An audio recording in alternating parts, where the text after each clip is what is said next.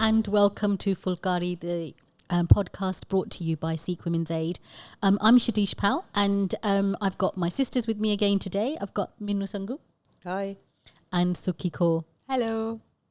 So today we are going to be sort of continuing a conversation around abuse, except this time we're going to be talking about spiritual abuse. And the reason we've decided to do this is because we've been getting quite a few referrals about this on our helpline, haven't we? There's been messages, there's been whether it's on our Instagram or telephone calls coming through our helpline, and people really worried about the level of spiritual abuse that's happening, but also when there's one person doing this and there are multiple victims as well. So I'm going to come to you first, Suki, because obviously you, with your experience and knowledge of Sikhi particularly, I know that you do get a lot of, because you've been working in this arena for a long time, even before Sikh Women's Aid, particularly around spiritual and faith-based abuse. And I know for the last 10 years people have been coming and talking to you. Tell us about some of the recent stuff that you've been coming across. Yeah, I think I just want to take a little step back and say that whenever we have this conversation, there is such a backlash around it, and it's deemed as such a controversial thing. But I've always found that notion strange because, you know, I'm very much, you know, when you say that you're a Sikh, you're a student, you know, you spend your life learning, unlearning, relearning. And I think before I go into the casework, and I think where we're stumbling as a community is there is none of this learning, relearning and unlearning. What we have done is we've inherited a set of warped beliefs that are being masqueraded as Sikhi. Our institutions are not run in the way that they're meant to be run. You know, I will always say that a Gurdwara was always meant to be a center of learning, of spiritual progression, that even if you're 60 or you're 16, you should be able to go into your Gurdwara and one, be safe, one, be able to ask any question that you have and leave with an answer that satisfies you on a physical level and a spiritual level. I don't really see that happening. You know, it might be happening in the odd Gurdwaras or in some odd faith settings, but I think more generally we're becoming spiritually bankrupt. And I say this because now I'm going to go on to the casework. And like you said, Sadish, this is something I always say I tend to work in the toilet bowl of the Sikh community when you're dealing with abuse, because one, this is something that no one wants to touch. And the only kind of cases that people do want to touch are the ones where there's personal beef between the people involved. So if the perpetrator is someone who's annoyed someone who has a competing interest, then there's so much interest around justice for victims and exposure, but this isn't consistent for all victims. There is no Sikh Jathebandi, there is no Sikh group, there is no ideology right now that is free of this stain, where Sikhi, where the Amritari Roop especially, is being bastardized and abused by abusers. Because in my understanding, you cannot be a Sikh and an abuser. You are either a Sikh or you're an abuser. You are either a Khalsa or you are a paedophile or a rapist or a domestic abuser. I don't understand these notions of you are not a Sikh if you are these things. So when I have referrals right from, we have illegal immigrants being employed by Gurdwaras, being paid cash in hand, impregnating their followers, having sexual relationships with their followers. And these aren't followers that are, these are the more vulnerable members of the congregation. What's really worrying for me now is that, from how I understand, you know, there's legislation around safeguarding and all this kind of stuff that is supposed to, none of it's implemented. Each Gurdwara is an island. It is managed by the people who are in control. And all of the priorities I see, like one of the things that will always frustrate me is how the Khalistan agenda is more important than women being killed by their husbands, is more important than child sexual abuse, is more important than paedophilia, is more important than rape.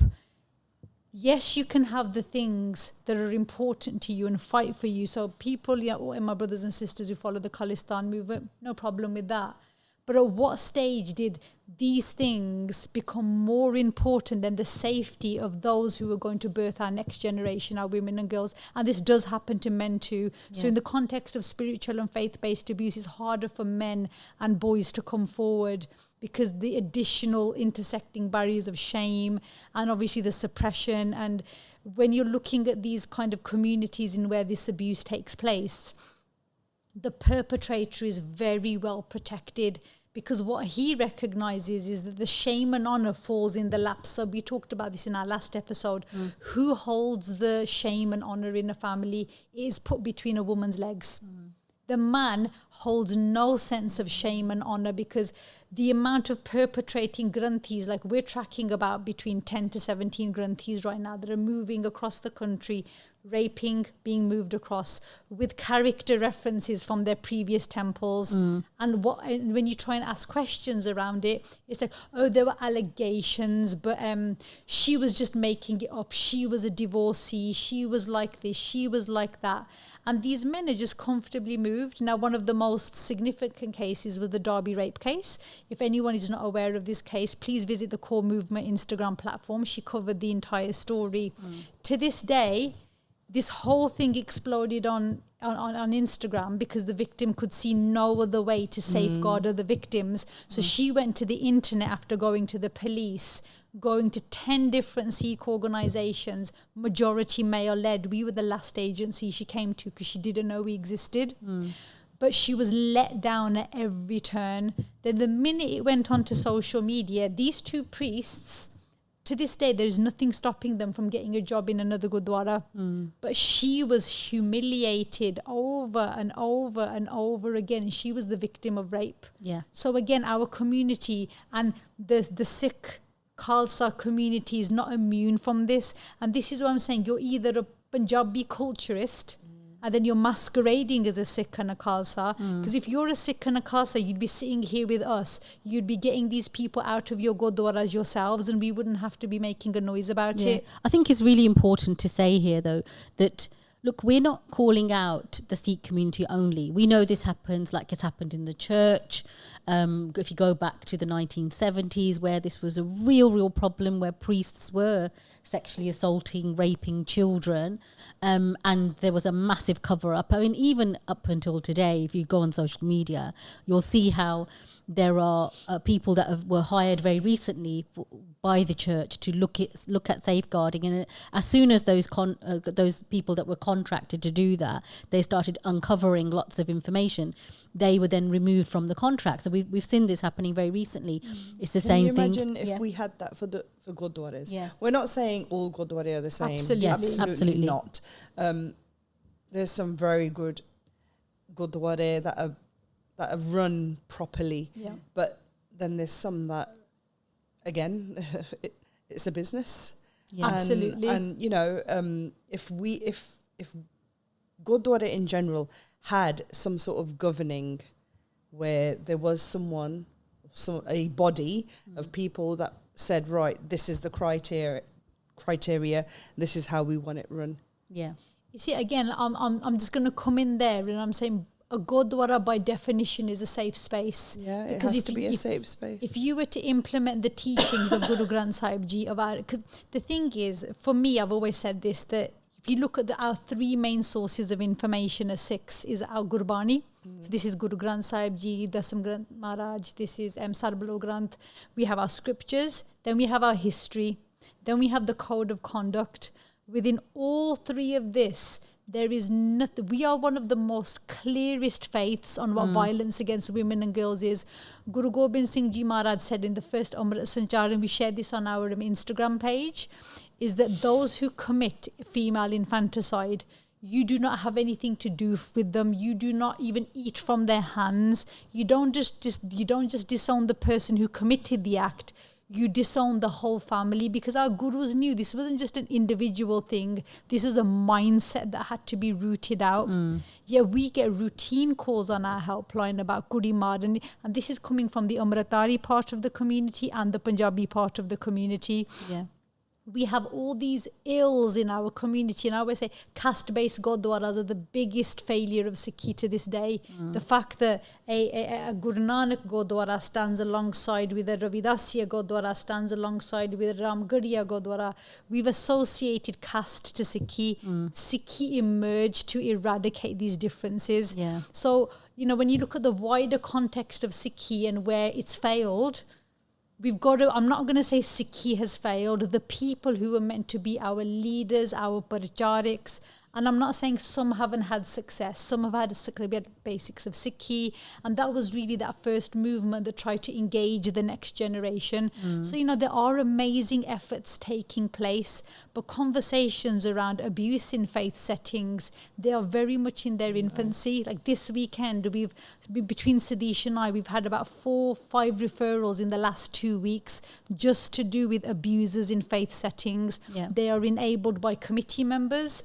And also the way granthis are brought from India is that half of the times they are related to committee members. This is another trend that and we're they seeing. can't speak English. So how are they going to teach our younger generation about Sikhi if they can't engage with the younger generation? Yes, the younger generation needs to be taught how to speak Punjabi, of course, but there's still that language barrier that Yenis can't. You know, you ask the Yeni, Yeni, can you just explain the Hukamnama, and they look at your face like... Yeah. I think the thing is that because even we understand Punjabi, so it's not, the issue isn't Punjabi, but I think it's the language, isn't it, that's in the Guru Granth Sahib that is quite old, it's ancient, isn't it? And sometimes things that are written, they're almost like metaphors, aren't they? They're metaphors for something, and the translation might be on. I've been to some Gurdwara now, and they've got like screens up, and they've got translations of what Shabad is being, sung, or what part, a page from the Guru Granth Sahib, like it's being translated, but it's still a metaphor, and sometimes you can't understand what's the message behind that. So that's the complicated bit. Then you can say to the children, read it, because that will, this is what's being said. But then when you're reading it, even in English, it doesn't make sense because it's a literal, literal translation. translation. Exactly. So what you need is people who are really educated in it, that can actually explain what that line means, or what that verse means, and that doesn't exist. Not that I've seen anyway. You see sometimes in the Lama, don't you? They explain it, don't they? What each Lama means. You need that. A lot more of that, exactly. Like people need to know Jad Lama, what's happening, step 1, step 2, step 3. What they mean and what they're about. That only happens very rarely at some Gurdwara. It doesn't happen a lot, but it needs to. Yeah. But if you you've got 4 children, Min, and some of them 3 of them are quite young yet, aren't they? So you want to engage them, don't you, in Sikhi? But like, how do you engage children at that age? And they speak Punjabi, don't they? Because bits, yeah. Because they converse with their grandma and so on. So they've got some understanding.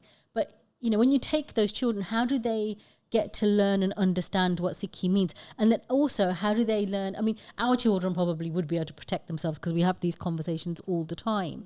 But if a person sends their child to Punjabi class, or to tabla class, or to gataka, or any of those things, there's not a lot of parents have that conversation, because they think, these are religious people, that they're safe people, aren't they? That's the issue. Yeah. That is one of the biggest issues I see right now. And one thing I would absolutely say to listeners, and I say this includes me too, do not judge me on how I look. Do not think that because I have a dastar on and I wear kakar that I am instantly trustworthy. This Sikh Khalsa Mat does not encourage that. It is someone's words, and whether their words match up to their actions that develop their character. But in relation, sorry, knocked me mic there. But in relation to what we're discussing, look, I mean, I just think the Muslim community is really leading the way in this. Because I can speak to a 13-year-old Muslim girl and she will have a fluent conversation with me about what our faith was. Because I spoke to a colleague of mine, and he works at a mosque. And one of the things that he said was, he goes, they could see that there was a disconnect happening with the youth.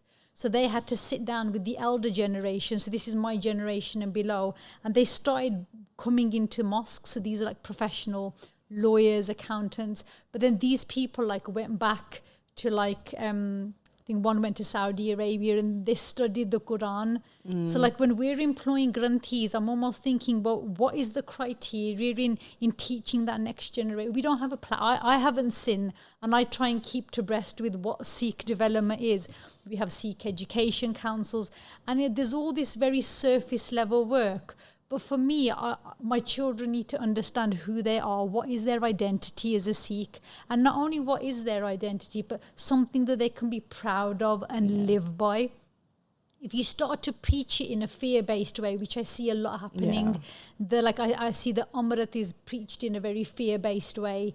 There, if you don't take it, this will happen. If you don't, but what we forgot was the bit in the middle. Sikh ko the one nasi bandyan hai. When were we meant to become Sikh? Because if you look from Guru Nanak Dev Ji to Guru Tegh Bahadur Ji Maharaj, there's no like Amrit ceremony. I mean, there's always conversations about Charan Paul, but what people misses is that there was a process of internal transformation, and what the kind of pracharana I was given 10 years ago was simply grow your case. Do part, read, recite. But this is one thing that really annoys me when I hear mainstream Sikh influencers saying, just do your part. People have been reciting part without understanding it for years. Yeah. And if you do not understand... it's almost become a chore for certain people because they haven't been told how to do it properly. Just to understand it. It's not even about doing it. Yeah. Doing it properly is understanding what the words mean. And if you can't go to your Gurdwara and say, right, Minu Japji Sahib di bilkul samjh nahi aandi. I mean, people are really ashamed to. I mean, I had a conversation with someone a few days ago and they were really frustrated and they were like, you know what, I have been doing Japji Sahib for 10 years and I still don't understand what meaning it has to my life. Then when they said it, it was almost like, I shouldn't have said that. That was really wrong. I'm like, actually, if more people started acknowledging that there's a gap and a disconnect here, and actually, Sangat, you hold the power. When you are a congregation member in a temple, you can go and ask questions. You can say, right, how are you meeting our needs? I've got 3 children and sending them to Punjabi class. I mean, you know, the curriculum is amazing in some Gurdwaras, but some children are just like forced to sit there. And then let's not even talk about neurodiverse children, children with autism, children with learning difficulties, children who are deaf, people who have sight impairments. Where is the provision for them to connect to faith? Yeah. So I just think there's so many gaps, just wider. But going back to the issue of abuse, you have this, you know, this is what we've just kind of discussed now, like the Gurdwara setting and kind of how the entire institute itself is failing. I'm going to just put it out there. It is failing. There are the exceptions. There are in every committee the exceptions who are doing it for absolutely the right reasons, but they're in the minority, not the majority. Yeah. The next big thing that really no one talks about is these cult leaders, and they call themselves Sant Babe.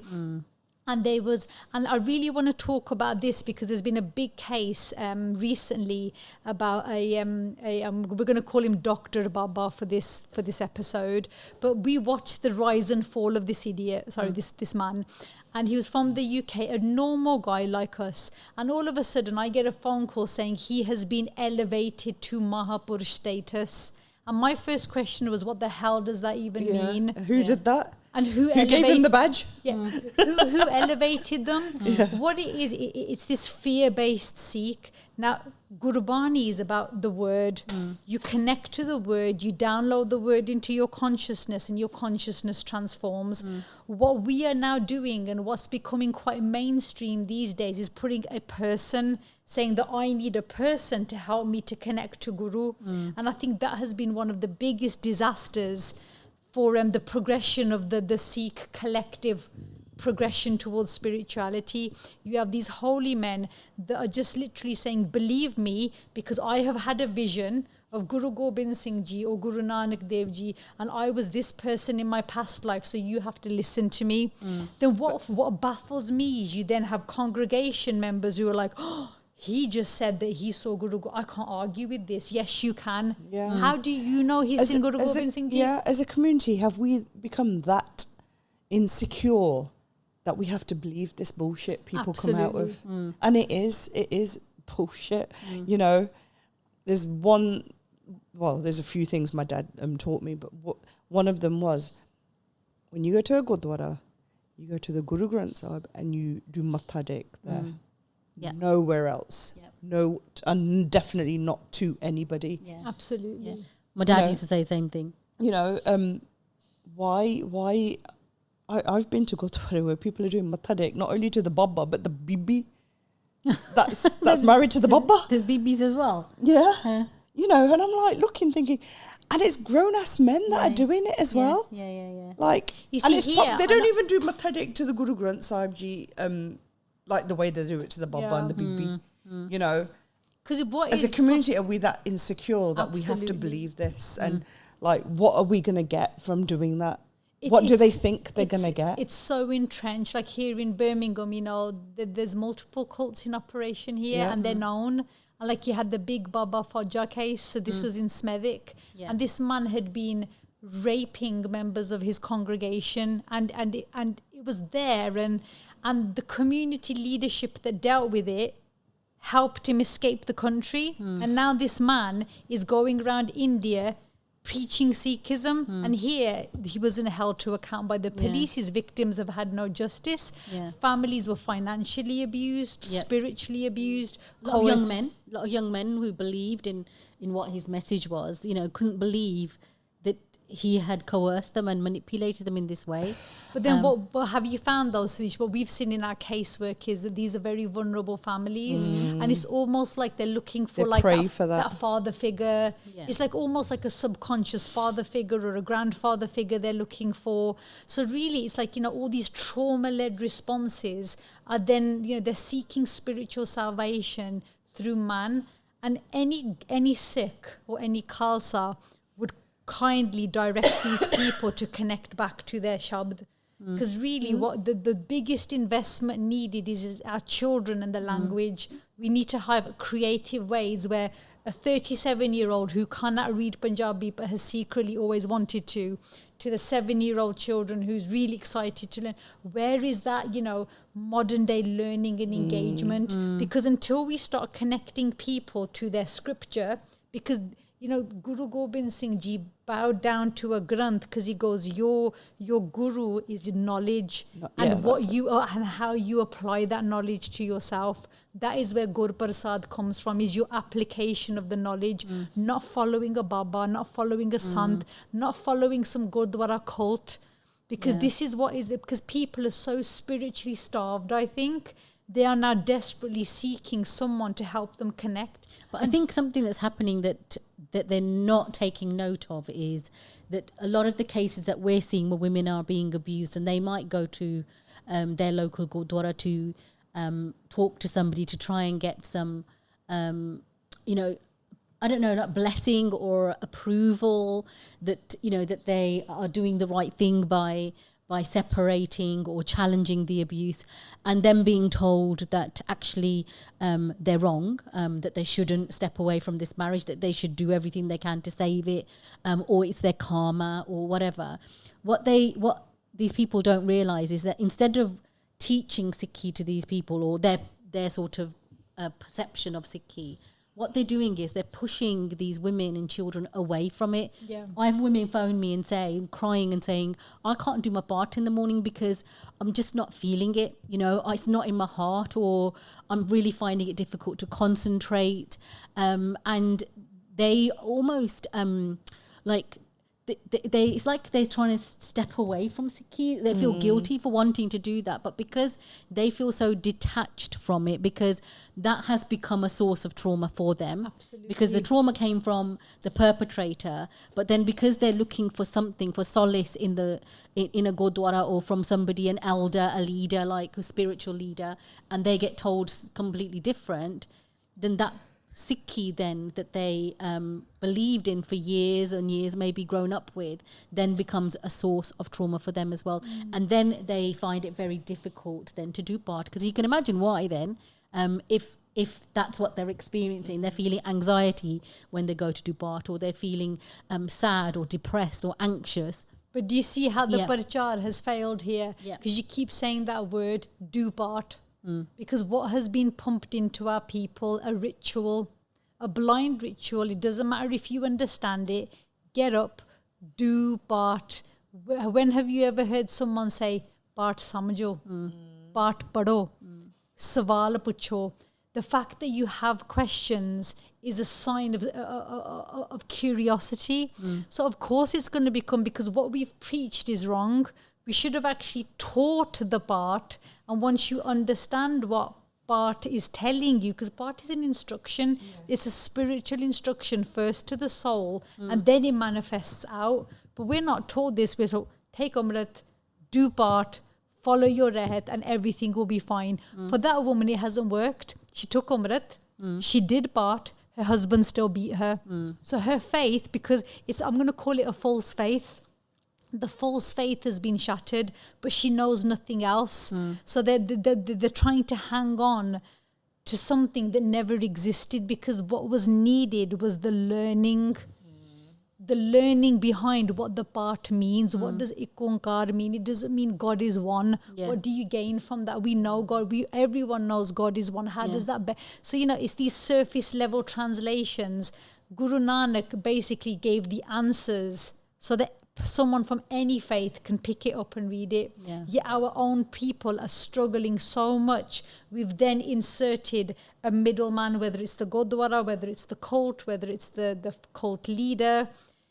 And then these people are there ripe for that confusion. They create the confusion. Then what they do is they create a following to then feed the confusion even more. Because how do these people, because if someone understood Sikhi, would they still go to a Gurdwara? Right now, exactly. people tell me they go to Gurdwara because it's the one thing connecting them to their faith, and they're scared.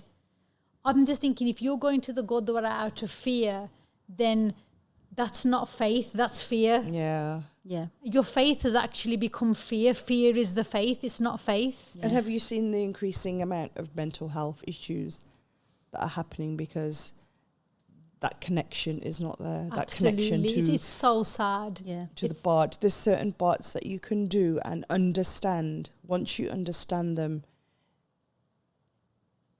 I can't explain how it makes you feel, because I know that feeling. Where you think, what else is there left? And then because they have something called Rakhya De Shabd, and he goes, Tati Vao Na Lagai, Par Brahm Saranai, Jo Gird Hamare Ramkar. What this is actually, and so this isn't, and I think what I always use is people are expecting a savior. What that Shabd actually tells you is that inside you is have the strength. All the answers that you need. God is inside you, and if you submit to the God inside you, not inside, there is no God inside the Gurdwara.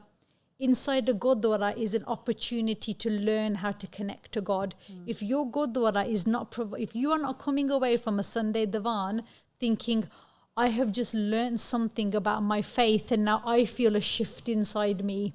I feel a sizable shift where I'm looking at the same thing through a much clearer lens. My mind feels quieter and I feel at peace. No, but what's actually happening is you're coming away and you're thinking, so-and-so was talking about their daughter-in-law, so-and-so was talking about their sister-in-law like this. Or the committee had a fight over the Golak, and there was a committee change. And look at what people were wearing. She wore that same outfit last week. But why are those conversations happening? Because if real spiritual discourse, and I've seen this, when you have good spiritual talkers, there's pin drop silence in that room. People are engaged, and there are people out there who can command that kind of level of preaching. And all I'm saying is that I think as a Qawm, as a community, we've just learned to settle for the bare minimum. And because we're settling for bare minimum, we now have our safest of spaces becoming breeding grounds for abusers.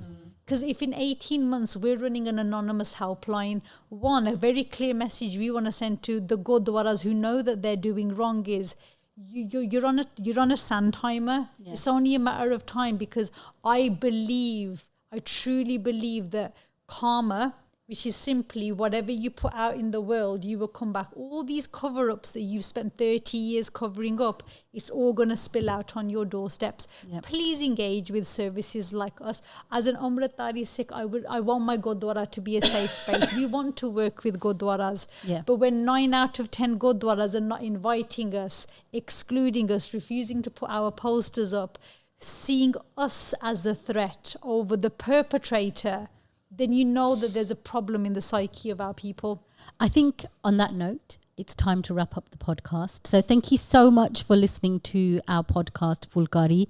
Such interesting conversations. And I know it's really difficult when you listen to us talk about what's happening out there in the community. Maybe you didn't know, maybe you've seen some of this, but you've turned a blind eye. But remember, there is help out there. If you need any help, or you know someone that needs help, contact Sikh Women's Aid or any of the services. You don't have to only talk to us. Sometimes people lose faith in their own community, so you don't have to come to us. But there are services out there, and if you do want anybody, an organisation that does understand Sikhi, the faith itself, and you want support from us, then absolutely do look us up at Sikh Women's Aid.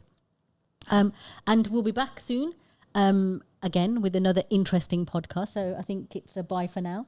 Yes. Thank you for listening. Bye-bye. I'm absolutely battered.